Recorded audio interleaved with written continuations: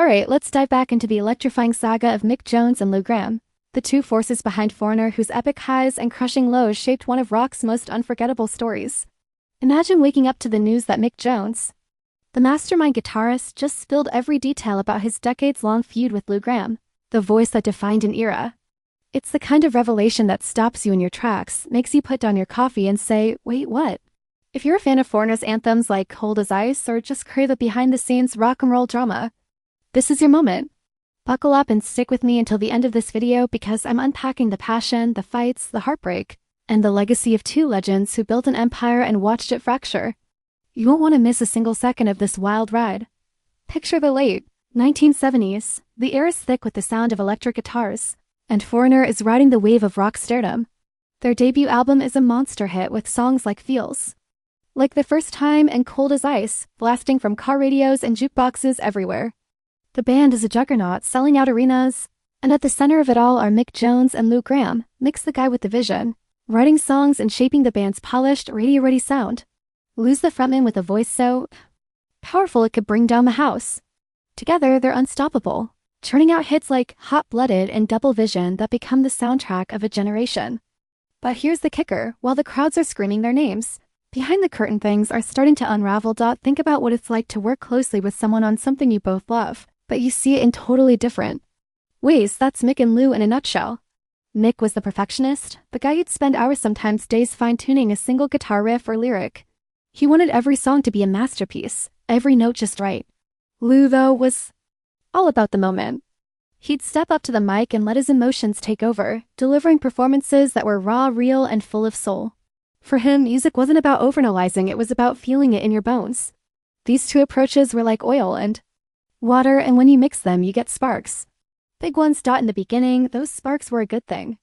Mick's careful craftsmanship gave Lou the perfect songs to sink his teeth into, and Lou's fiery energy turned Mick's ideas into stadium shaking anthems fans couldn't get enough, and neither could the charts. Albums like Head Games and Four were massive, with songs like Jukebox Hero and Waiting for a Girl Like You, cementing Foreigner's place in rock history. But as the band's star rose, so did the tension between its two leaders. It's like when you're in a relationship and the little things you used to ignore start driving you up the wall. Mick wanted to push Foreigner's sound forward, maybe add some new flavors to keep things fresh. Lou wanted to stick to the gritty, heart-pounding rock that made them famous. Their disagreements weren't just creative, they were personal. And they were starting to pile up. By the mid-1980s, the cracks were impossible to ignore. Foreigner was still delivering hits. Hello, I Want to Know What Love Is, anyone? But behind the scenes, it was chaos. Mick thought Lou was being stubborn, refusing to embrace the band's evolution. Lou felt like Mick was trying to micromanage everything, squeezing the life out of his creativity. Imagine trying to pour your heart into a song while someone's standing there telling you it's not good enough. That's what Lou was dealing with.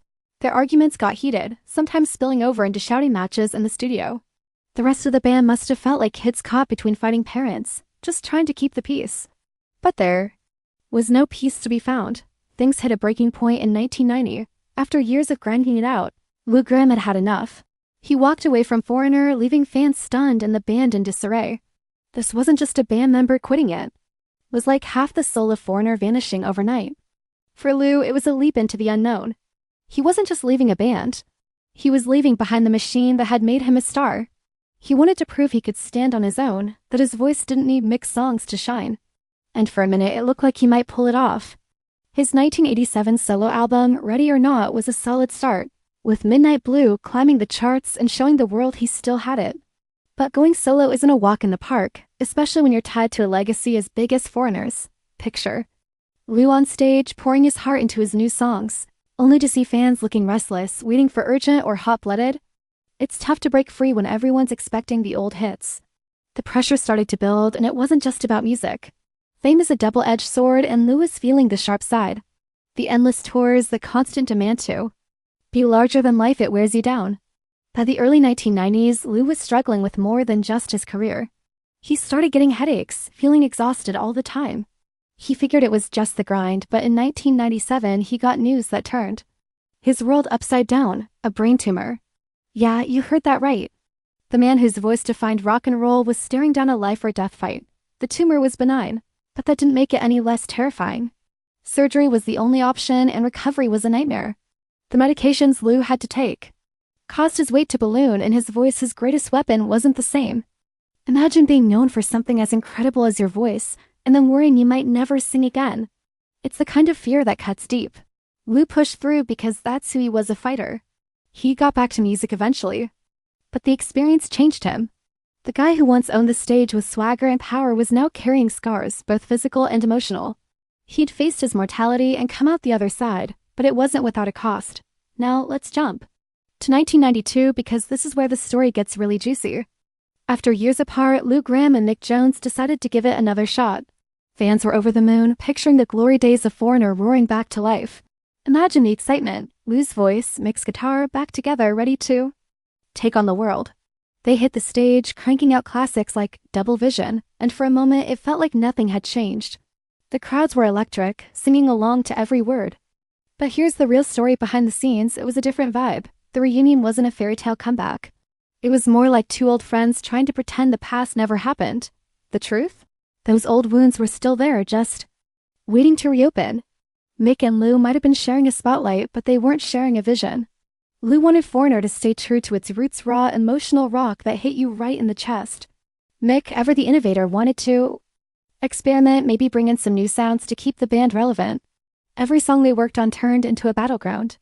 Picture them in the studio, arguing over a single lyric or guitar part, the tension so thick you could feel it. They managed to release an album, which was a miracle given how much they were clashing. But it wasn't the same Foreigner fans had fallen in love with. The magic was there on stage, but off stage, it was a struggle just to get through the day. It's heartbreaking when you think about it. These two guys had created something incredible together, but they couldn't find a way to make it work. Every recording session was a test of patience, every tour a reminder of the rift between them. Fans saw the smiles and heard the music. But they didn't see the silent moments backstage, the times when Mick and Lou barely spoke.